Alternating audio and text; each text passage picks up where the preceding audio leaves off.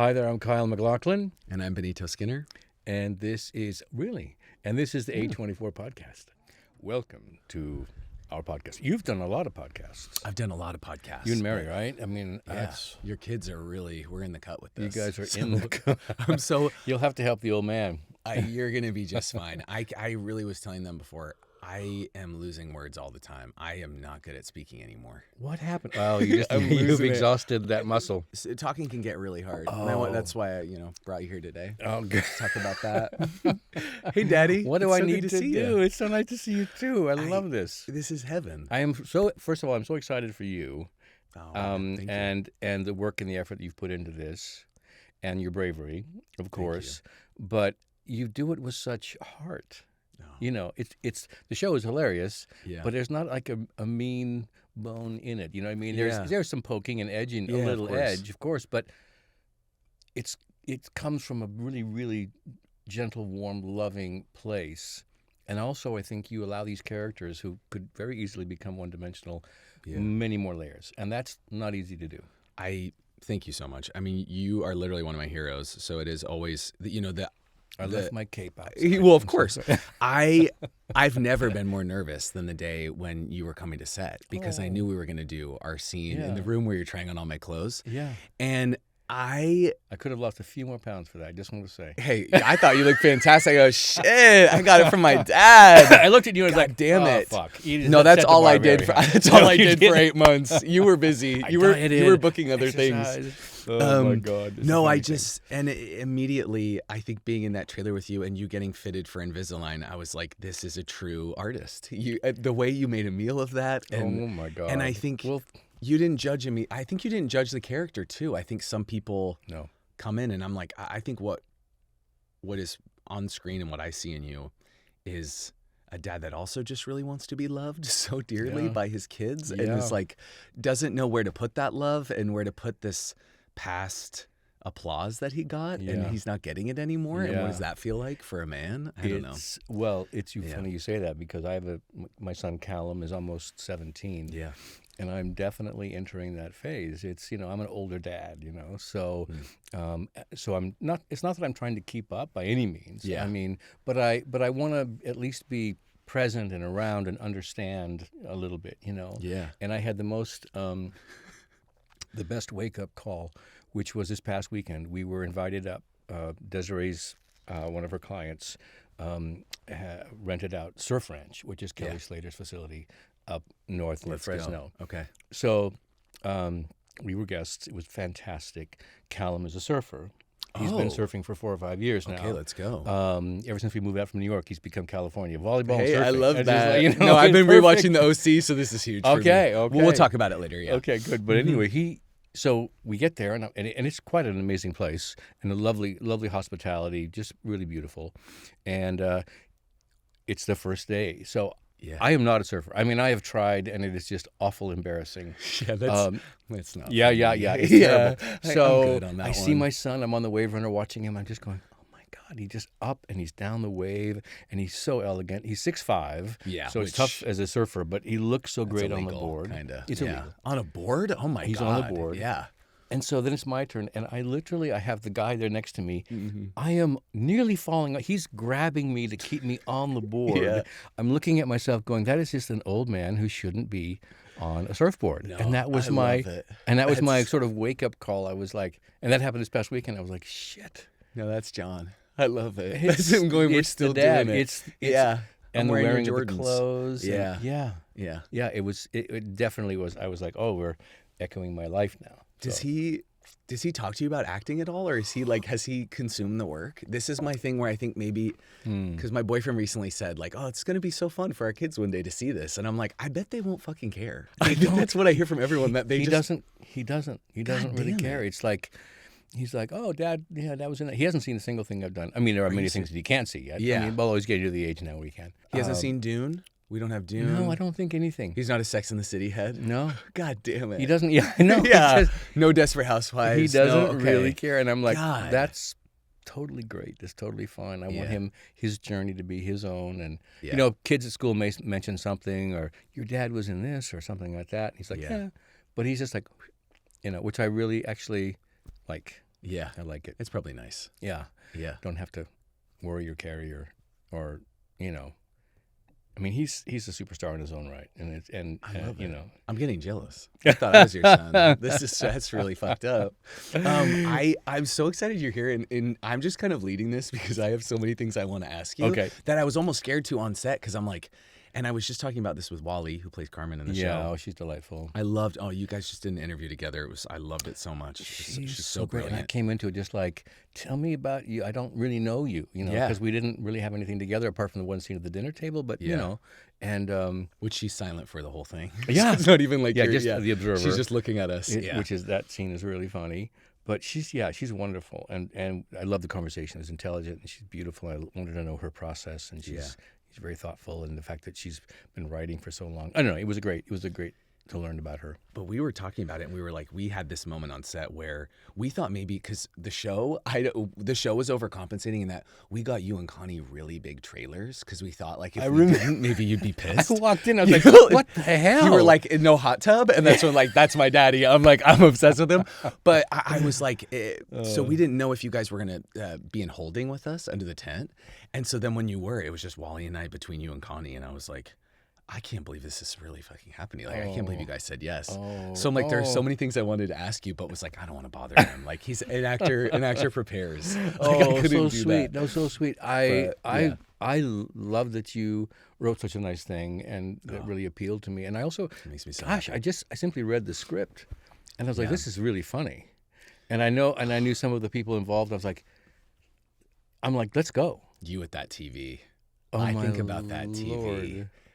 When Remember that was someone just asked me when did you break the most, and I was thinking one of them was when you turn and you go, look at this thing. Imagine March Madness on this thing. And you go, do the big mouth open. It's probably that and the Invisalign in the cup in the glass. Oh God, I remember doing that, and I remember them saying, I think we're going to need to have a saliva wrangler for you, because we're going to need to put some saliva in there to make it, stringy. And I'm like, I think we're going to be okay. So that's all natural. We're working. Well, of course. That's me. That's me working through the character. That's an actor. Yeah, and then I create the saliva, and then it just. How incredible I get to be there for take that. After take. Yeah, I love. And this dyed hair that you have, we have to talk about this. So is this for Fallout? So Fallout, yeah. So. Because I want it for season 2 if we get one. I mean, this is perfect. Oh, we're ready to go. Cool. Yeah, I had to do this for.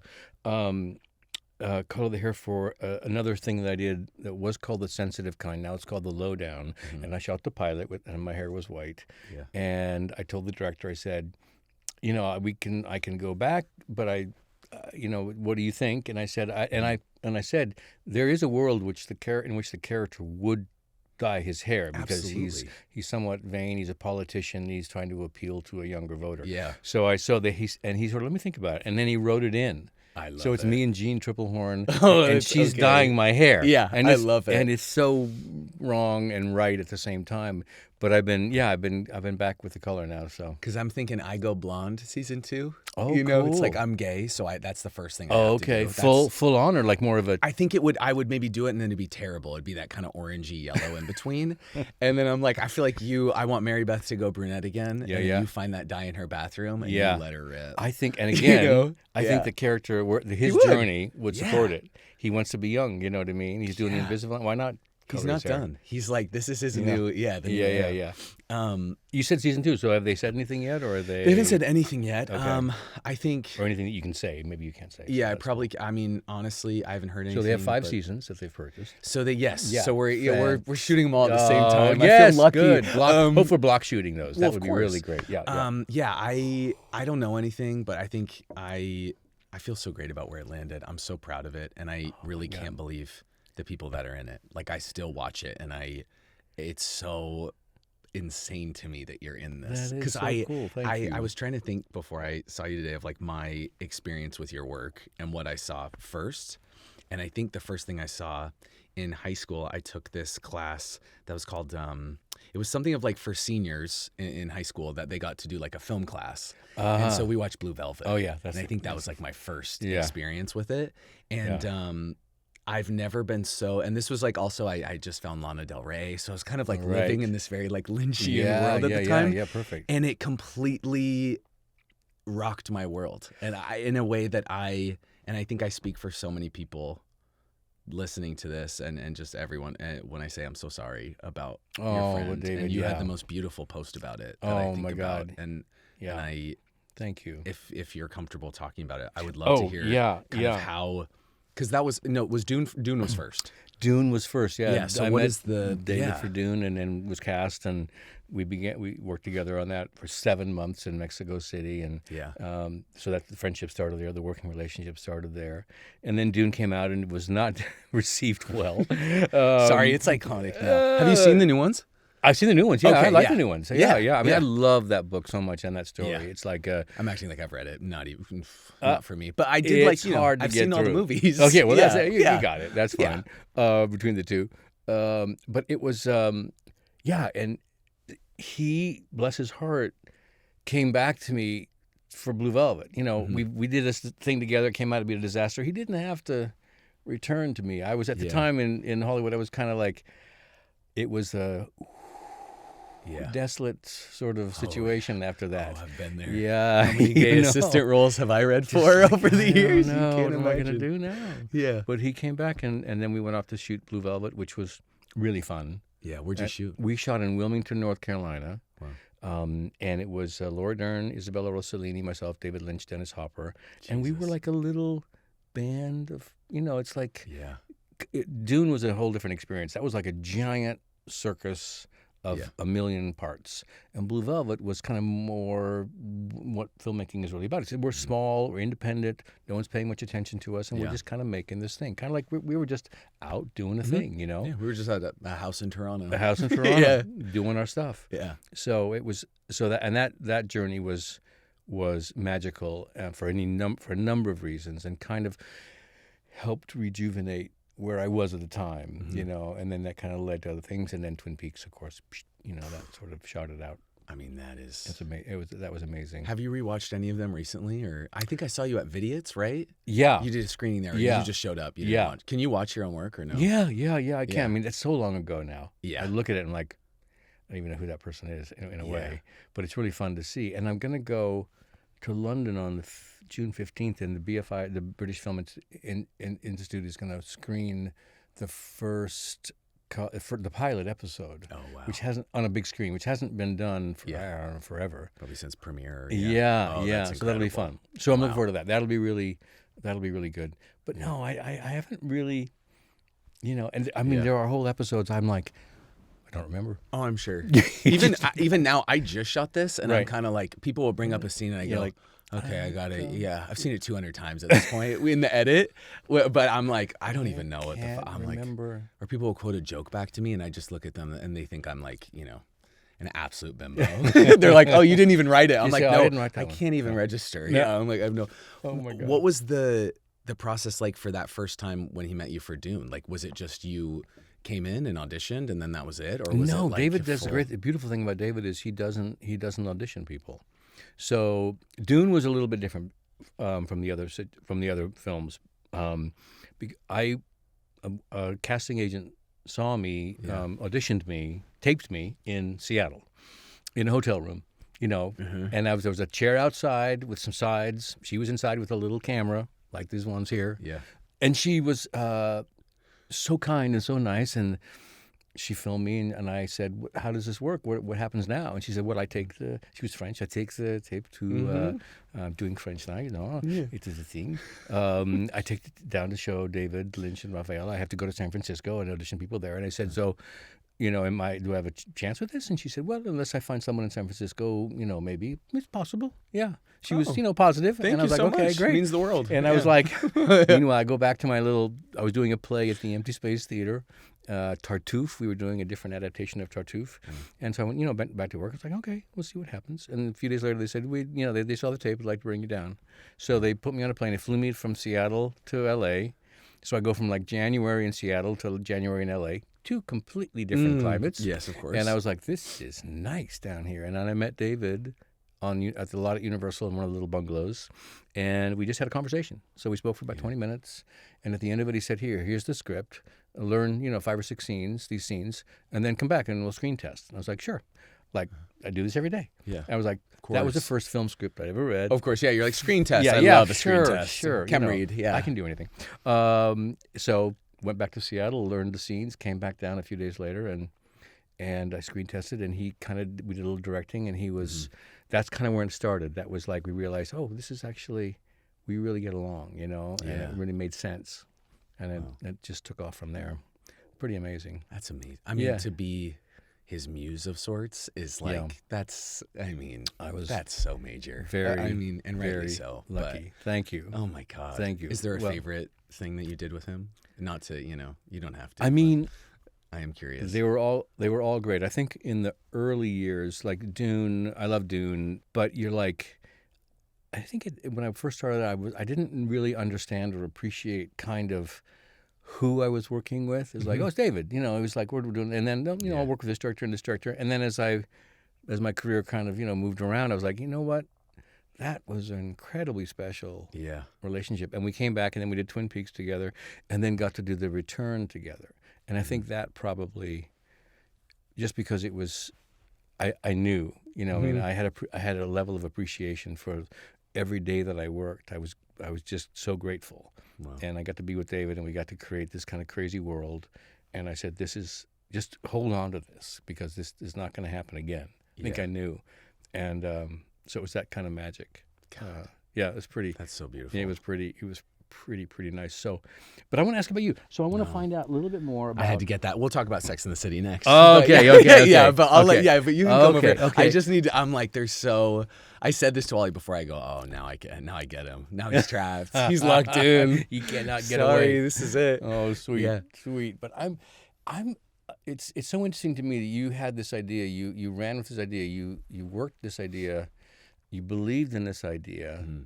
You had partners in this. Yeah, of course. To help, but also you're spearheading it. Yeah. And talk to me if you can. Talk to me a little bit about the why, where that came from, what the desire was. How were you? Did you see this story has to be told, or did you feel, tell me what you think. I'll It's so interesting. I was trying to think of like why I thought that this was on the menu, you know, because I grew up in Idaho, they're not we can talk about that too. I'm from the Northwest. So it's like where, you're not meeting a lot of actors. Almost the same town. Exactly. I'm kind of like, wait, so it wasn't something that was like around me, but I remember around the time of me writing this, which is about 6 years ago, I had come up on like Broad City and I think Fleabag had just come out, Chewing Gum. I knew that people were taking these, experiences in their life or not even, and kind of just creating their entire world that they wanted and to say this statement, whether it be about their life or something else. Yeah. But I was touring a stand-up show at the time called Overcompensating. And I was telling these stories of being in the closet. Yeah. And I was seeing crowds really laugh with me. But then by the end, I think it felt like kind of an emotional show. Uh-huh. And I was like, okay, I think there's something there. That's a good indicator. Yeah. Yeah. I was like, okay, there's, just a few shows where I did some, some people were crying or coming to me after and being like, I felt that way too. And I'm not even gay or things like that. Or, the straight guy who comes to you after a comedy show and is like, actually was almost kind of funny. Like, he's like, you got some jokes there. I'm like, that means the world. Dude. Hey, thank you so much. Yeah. But I just saw it hit with people. And at the time I was making sketches on the internet pretty much, weekly. Yeah. And I had made this one of a Kardashian Christmas, which I'm sure you've seen. Yes. Please. My favorite. You can skip that one. But it did have structure and stakes and didn't story. You not dress up? Oh, I've done, Heidi's Halloween party. Yeah, right? Yeah. I know Halloween's a big deal. Anyway, continue with the this story. year. I'm making you be something this year. I can't wait. Okay. Yeah, I'm gonna get you into it. I know you have it in you. I've seen the TikToks. Oh, I can do it. But I just remember like feeling like, oh, okay, if I can make these stories, like there was structure happening in these sketches, and I was naturally wanting to tell stories. My agent called me, and he was like, I just watched that sketch. You should write a script. Yeah. But I think coming from Idaho, or even when I went to Georgetown, I didn't study like script writing. Right. I'm like, I'm not a writer. And he's like, well, you've written all these sketches, so that counts. Yeah. I'm like, all right, well, I'll just try it. And I kept coming back to this idea of overcompensating and meeting a woman in college who was like this first person, because she wasn't my family, where I was like, oh, I can't do this kind of boy next door football-y thing around this woman. Yeah. I'm starting to, and she was the first person I came out to. Yeah. And I just thought, okay, I love that. And I started, kind of pitching myself jokes about college. Yeah. I could write it forever. It was like the easiest world to build for me. That's amazing. Because I was like, oh God, the pre-games, the what happens with sex. Oh, it is how right. It feels it's to, so like, right. It's just I'm just like, this is delicious. Yeah. And at the time, Sex Life with College Girls wasn't out or anything. So it wasn't, I just didn't see college anywhere. And I'm like, what a perfect place to mine comedy, and also so much emotion and heartbreak. And then thinking about, I think also the parents in it too, of how do you, the parents that leave you at college, who you reintroduce, to a new version of you over Thanksgiving and Christmas. And that to me also was like, don't we all feel that every time we see our parents or our family? And even if like a year has passed, it's like, maybe I'm different now. Maybe I'm not the person that I think you want me to be. And so that's, I think, the whole show. But I wonder, it's so remarkable, because I wonder, do they, well, I guess we'll see, we go,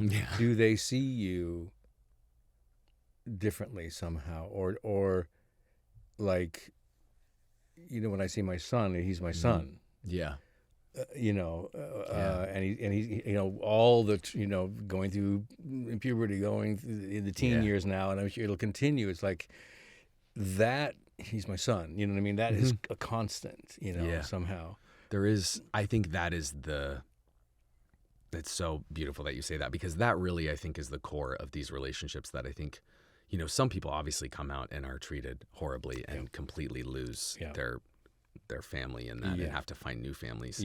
But I think there is something in the show where I think we're trying to play it somewhere in the middle, which I think is, you haven't seen on screen in a way where it's, I've only seen some of these things lately where the parents are like, that's amazing. And the dad's like joking about downloading Grindr. And I'm like, well, I just don't think that's the case, because I think there's also an emotional thing that the parents are going through of, I thought I knew who my child was. Also, you were going through all this and you didn't tell me. Like, what have I done?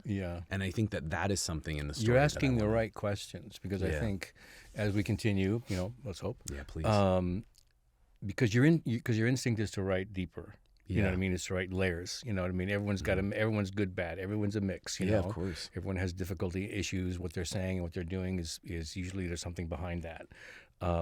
And I agree with you. I think it would take an adjustment. You have to, and it's an acceptance, of course, but there's also like, how did I not help, or how did I not know? I don't even know my kid. Yeah. So there's this journey that I agree. I don't think we've really seen it the way you're describing it. It's going to be funny. It has to be funny, but it's also going to be heartfelt. Because it's funny watching a parent try then almost too much. There's such a beautiful overcompensating of like, right. Now, sometimes it is so funny. My dad will like wear Pride merch, where it's like, and that to me feels so much like the character of like, now there's kind of an athleticism to it. And like you had mentioned that before. And showmanship. I think it's like, we're going to go to the game. Let's fucking, it's like I have my North Face, Pride collab. Let's fucking go. So that I think is, and also it being this thing with the parents where each parent has a different relationship to the coming out. I think that and what I love that, because you made that choice and we were filming. There were some scenes when we were in together. Connie was in, and we were both in together. And then a couple scenes you sort of say, we're just going to separate this out, and that is so true. I mean, my wife and I, each of us have a different relationship. We have a relationship together with our son, and then each of us has our own individual relationship, and it's so important. I saw that and I was like, oh, that was a really good choice. Oh, thank you. Yeah. And I think that in doing that, I think I also want to see what your relationship is like with Grace, my sister, and like that too. It's like you see inklings of it, but something about, I think, it being disruptive to a family, and that at the time I think creates so much anger in the person who's been closeted, because it's like, why isn't everyone celebrating? And I thought that when I came out, because I had, my parents were pretty surprised, as crazy as that sounds given who I am now. But I really did kind of hunker down and like I was like, I'm doing this. I'm pretending to have girlfriends. I'm playing football. And I watched their confusion with anger, I think, and now having some space from it, I think I am excited to tell a story of, at times the parents get it wrong, but I do think that there are conversations and and things that I think both sides are scared to have. Yeah. But in the end, I think you do get to a place where it's also about parents meeting an adult in their kid for the first time. Yeah. You know, and that's not who they had in high school. Yeah. This is like a truly, you know, someone who's separate individual, yeah, moving in their own direction, creating their own which is life. not just a queer story. That to me is universal. It's like there's you know, that would also be the parents' experience with Grace too. It's the transition. We're sitting here with a junior in high school and going, coming. Great. Here we go. What is he? Yeah. What's he interested in? What's the? He's at a very difficult school. But he loves the challenge. Okay.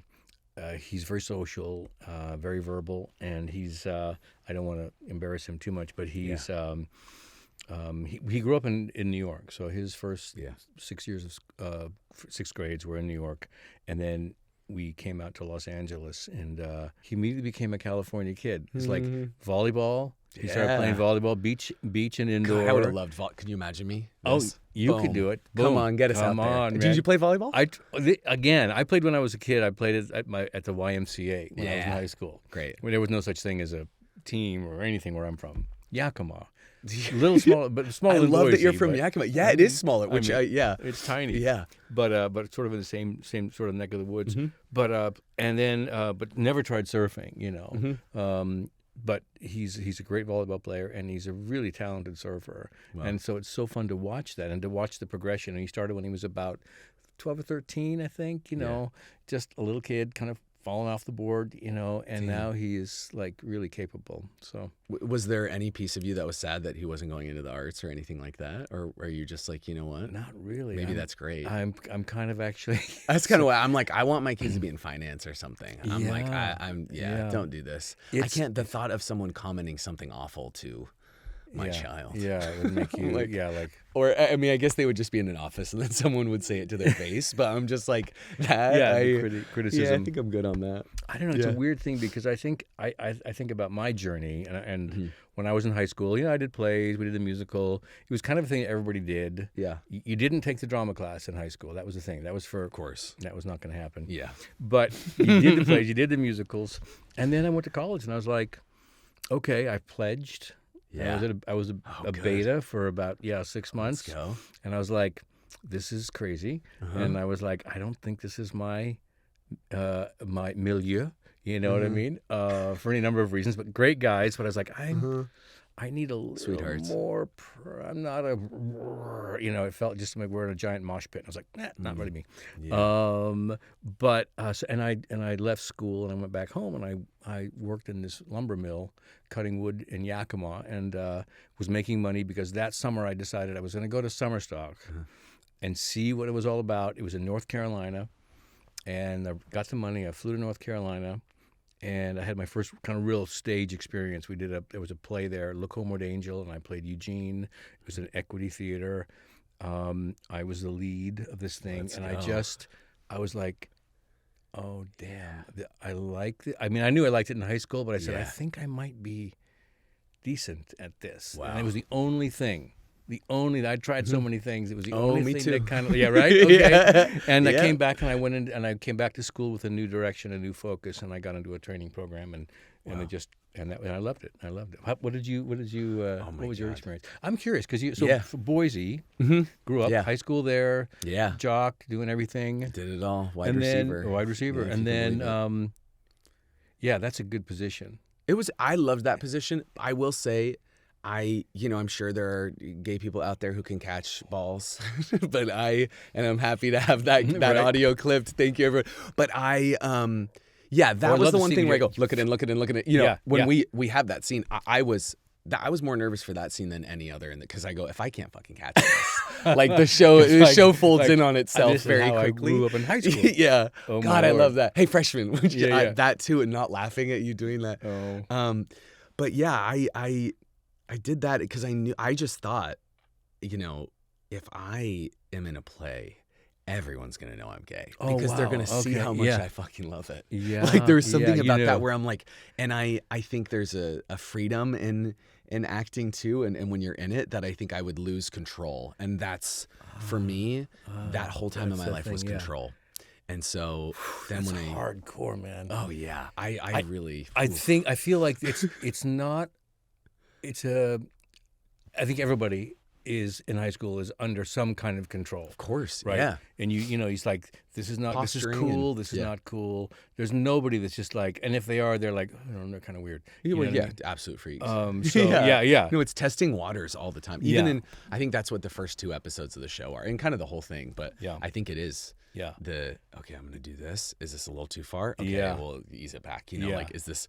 And then I would have this confusion where by the time I got to college, I was like, wait, okay, so you're saying that's gay, but then this thing isn't gay, but then you like slap that guy in the ass every day and that's not gay? I'm like, you guys are confusing me. We gotta figure this out. I'm like, I can't do this. But your definitions were all I'm like, I don't know. I'm like, so we can kiss on the lips and that's okay? Like, I need someone to like help me out here. Right.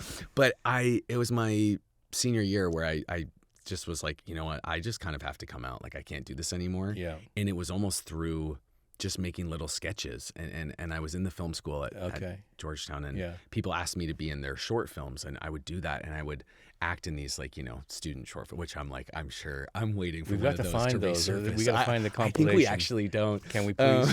Can we put someone on that? And they're booth, maybe can they help us out? They're student films, so they're so dramatic. You know what I mean? It's like they deal with like rape, trauma, death, like suicide. It's like in a 5-minute short, which was very But And I thought like those days, I was like, this is the happiest I've ever been.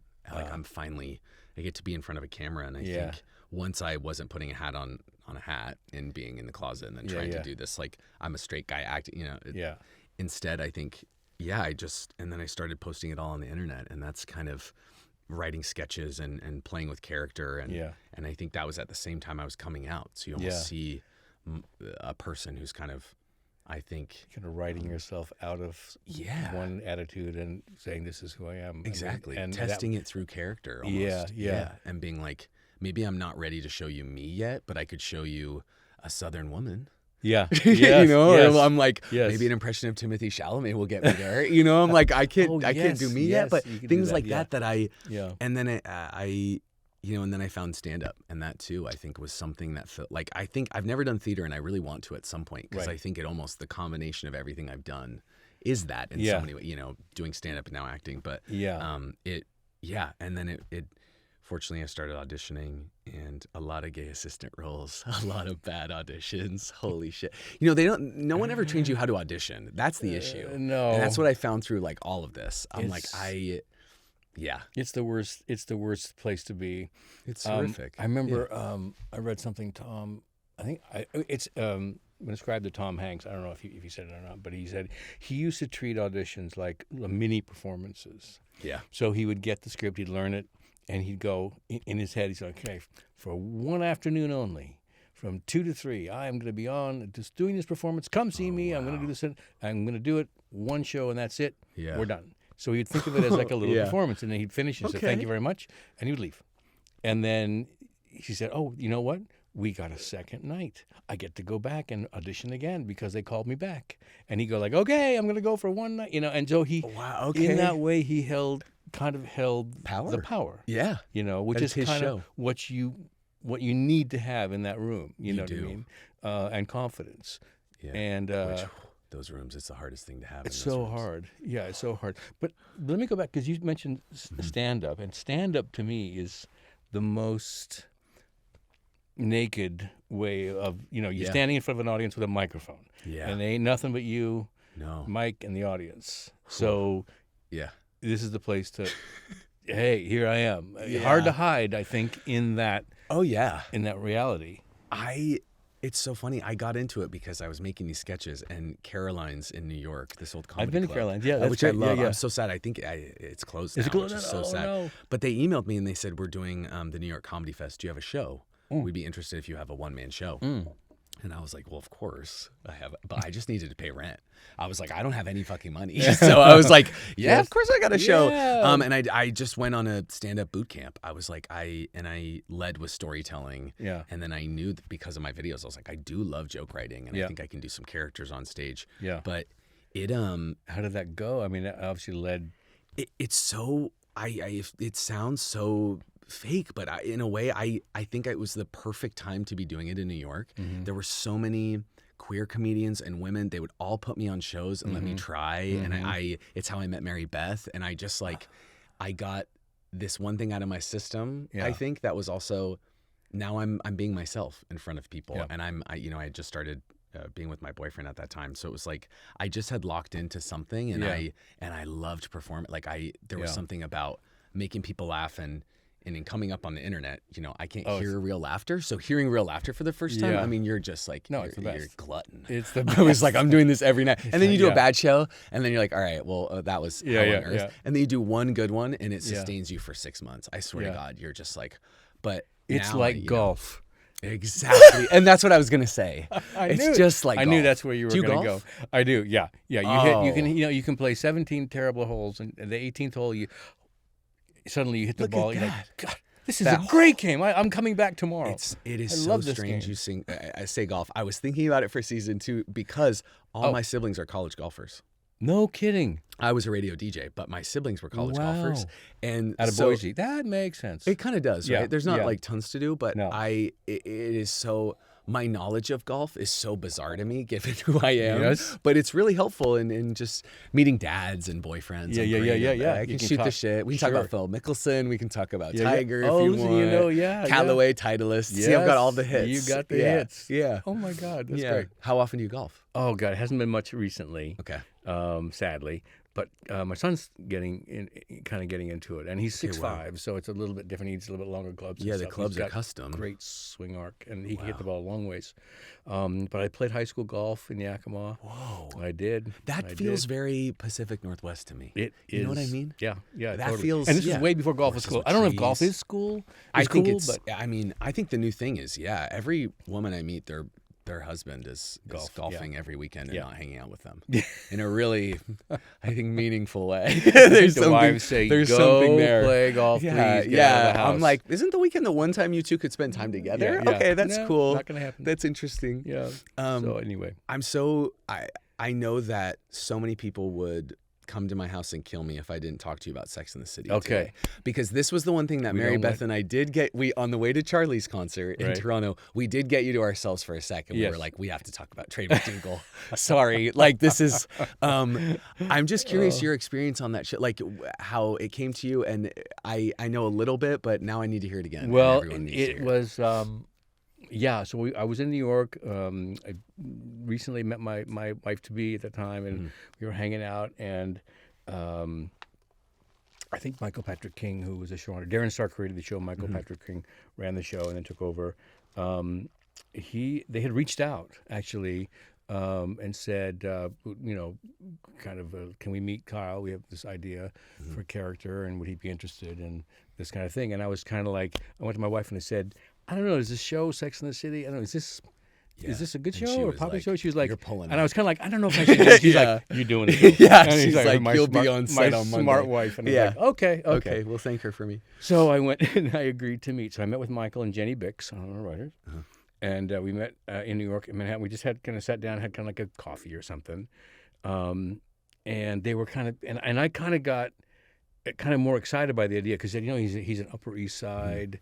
He's a heart surgeon. Yeah. He's athletic. He's this and this. He's kind of the he'll be kind of like the Prince Charming, to one of the girls. And I was like, this sounds, I could be good because I'd been kind of not that I'd been battling the sort of Twin Peaks kind of odd guy, but I had a little bit kind of like the casting was sort of like, I mean, they were interesting things, but it's like all I wanted to do was be like the lead guy. You know what I mean? Yeah. That's the guy. It's funny thinking about who he becomes, given that that's your first take on him, because it's true. I have questions about. No, but true. It's true. Yeah. So they said, I was like, this is great. So tell me a little bit. And they were talking, and they were like, he's also he's really close to his mother. I was like, okay, I was close to my mom. Bunny.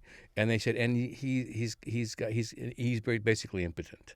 And I was like, I stood there and just like, motherfuckers. Yeah. They pulled me back. Hey. Yeah. And I was like, that's great. Okay, you know what? We're going to make this a serious thing. We're going to deal with it. And of course, it was, all comedy. But it was fun. I think there's something about that character to me. He is so complicated. They give you so much. I mean, was good. He then only likes titty mags or something. Yeah. Sorry if that's not the correct. No, but no, and then right. he's obsessed with those. Yeah. But then there's something. I mean, psychologically, there's a lot going on, and then in the end, he's kind of a hero. He gives her the apartment. Yeah. I don't know. I'm a Trey McDougal head. I think he's a king. Thank you. It's very awesome. It's when you approached it. Is it that seriousness where you're like, none of this is funny. It will only be funny in me. No, I totally. Serious. You could tell it was funny. But it was nice because they would write they would turn. The scene would be, there'd be some funny stuff going on, and then it might end like, oh, that's a heart hurter. You know what I mean? It's like so just sad. They couldn't quite get together, and they allowed us, Kristen and I, to hit those beats. You know what I mean? Yeah. Which I think was really nice amongst the Jugs magazine moments. It's just so great. It's like why that show is so incredible. It's like you have her looking at you saying like, I'm your wife and I'm sexual and I love you, and then it's like you with the titty mag. That's just perfect. I mean, it's really, they're very clever. And the relationship between you and Bunny with the arm touching too. What was that like working with her? That was fun. So Frances would come. Oh, she's amazing. Hate her guts in that show. I mean, it's an amazing performance. Yeah, she's a great actress. Yeah, she was a great actress. She would come in. I think she was upstate or maybe up north of the city a little bit. She would come in like Birkenstocks and capri get her pants Chanel on and kind of a thing. And she was all like, I just came out of you just came out of the garden. You were just working in the garden, the hat and everything. I was like, She's like, and she would transform into an Upper East Side matron, Miss power, Girl, with the smoking and the whole thing that she had. And they were like the perfect little visual nuggets between the two of us, me in the bathtub. She's sitting on the toilet smoking. I mean, Charlotte comes in. It's like that's heaven. But we're all like, we all knew this is perfection. Yeah, because it's everything in just a visual. And it's real. I'm like, I believe all of it, and I think that too. The kilts as well. Yeah, kind of like this, like that. There's tradition in the family. They borrowed from MacLachlan. They said, "Oh, let's make him Scottish." And this whole Scottish thing. And I was like, that's great. That one, and then on the bed, I remember we were testing mattresses, and she was there, and she was laying in between me and Charlotte as we were testing the mattress. Perfect. You just, it's like we all get, this is a very funny image, Yeah. But Frances was wonderful. Really great actress and funny, so funny. And Kristen is so funny. I'm obsessed with her. She's amazing. She's brilliant. Yeah, and the way she plays that part too of this, the conservativeness, but there's something really. There's something so sad about all the stories. I think I was so influenced by that in everything that I love, and I think that's why in the show I like things that get really sad because I'm like I think it also aids the comedy because there's something about. I think there's that episode. I'm acting like I haven't seen it 12 times. I'm like, let me tell you. I'm like episode 5, season 6. Yeah, but there's remember at 22.03. Right, you make a face, and I'm curious but. She's in, is it Town and Country or something? And there's that moment, and it's like Trey moved out of the house, a week later. So and I just something like that. I think that's what that show does so beautifully. There were real moments. I mean, everything was real. The comedy was a little bit arch. You know what I mean? You tell the story, but the love was there. It just happened to be this thing that. Kind of out of their control a little bit, and that's sad, because you see these people really could be together. They should be together, but because there's that brief kind of couple episodes where then Trey wants to like hook up with her everywhere. Yeah, suddenly he sort of where I'm kind of like, what is going on with Trey? We gotta. What do you remember? I mean, this was a bit ago. So but do you remember being like? What was your take on that? Well, the crazy thing is, mommy problems. Or? I mean, I think, but I also think. You kind of have to go with week by week because a script would come in, and oftentimes I would find myself reading it kind of like, okay, what am I doing in this? Am I taking my clothes off? What are they asking me to do? And I was like, because I'm pretty shy, and I was like, okay. But each week, there'd be a kind of a new development to the character. So. As you're following along, you're kind of like, okay, I seem to be heading in this direction, so this is what I'm doing, and then okay, it's going to go down here. But you just realize that all of this is the character. You know what I mean? You're just finding different, veins to like, that's explore. A life. I mean, you shot in order, right? I mean, it's like you. We did. We did. You're almost seeing it. Like this is what it's like to be as a human, of going to each of these things. Yeah. It's like, that makes sense. Yeah. And not being like, all right, he wouldn't do that because he did this. I think sometimes. Yeah, I never say no. I mean, there's occasionally we'd like, this is a little. I saw you with the top and bottom Invisaligns, so this is. I know this about you. You know, yeah, I'm all the way, all An actor in. prepares, All of course. Of course. What do you, if you could do any kind of project next, what is exciting to you right now? What are you like? I'm dying to play, and no one's done it for me. Well, the one thing that I'm really excited about actually is this world. So I have a podcast that I'm about to start. Oh, I can't wait. What's called What Are We Even Doing? And it's I'm interviewing.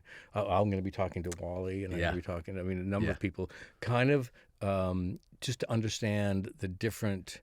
The Gen Z, the millennial, even Gen A. I mean, trying to just talk to them about, what are you doing and what's happening, what's important to you, where's your creative source coming from? Just a little bit more about people that I want to learn. You know what I mean? So it's curiosity that's driving that machine. So that's on the way right now. And project wise, I mean, I've always wanted to do some kind of action, right. character-driven action piece. Let's go do an action. Can we do that? You know what? Yeah. Some Mission Impossible type vibe. Yes. You know what I mean? Yes. Dad and son. Yeah. Going to rampage. Maybe a little smaller budget than the Mission. Well, of course, a little, but just a little bit. Yes. I love action for you. I think that'd be amazing. It'd be fun. Yeah. And I'm not getting any younger, so it's time. And I'm not either. We got to do season 2. Don't I know it? You're like, I got to get writing. Yeah. I'm like, I have it ready because I'm like, we don't have that much time if we get to do it. So I'm like, let's go. Before they're kicking us out of here, which is really fucked up. Yeah. To talk to me and my dad like that. Yeah. I have to bring up the TikToks because it's a revolution. Thank you. Yeah. Thank you. And I think it's why I knew that also you'd be perfect for this because I'm like, he loves to. You seem endlessly curious, and seeing you in a hot dog costume. Yeah. That feels right. Well, and my favorite is the Lord of you with the headphones on. That was doing that very early on, one of the first. Oh yeah, I mean, I've been a stand for my entire life. So. Got a great group that I work with. Ann Wells, Maya, who's here with us, and Maya, Nora. we love you. And they are just so creative. So I'm like, let's work together. And they bring me these ideas. We kind of tweak them a little, flesh them out. But they are definitely, once they said, hey, we got an idea, and I said, that's brilliant. They are tapped in hardcore in the social. And I'm a little bit on, I sort of do what I can, but it's like, it takes a lot of effort. And they bring me some amazing things that I am up for. All the craziness. But you're good because we did the Apple dance on set. And in it, my boyfriend Terry, he was like, you can tell that Kyle knows the moves. I'm like, because we kind of had this bit that you and Connie didn't know what to do because she only had like a second to learn it. Right. And I see your hands twitching. I'm like, he knows what he should be doing right now. Well, Charlie's amazing. She is so unbelievable. We haven't mentioned her. Have you gotten to see her in the show yet? Yes. Yeah. No, she's incredible. She really is. I'm so, and she's such a fan of yours, obviously, but I think there's something about her and her work that it's been so fun to watch everyone catch up with her, but they're going to get behind again soon. We end on Charlie. That feels right. That's perfect, right? Yeah. Oh. This was so fun. Thank you. I really enjoyed it. So I adore you. So nice. It's mutual. I cannot wait. We have so much more to do.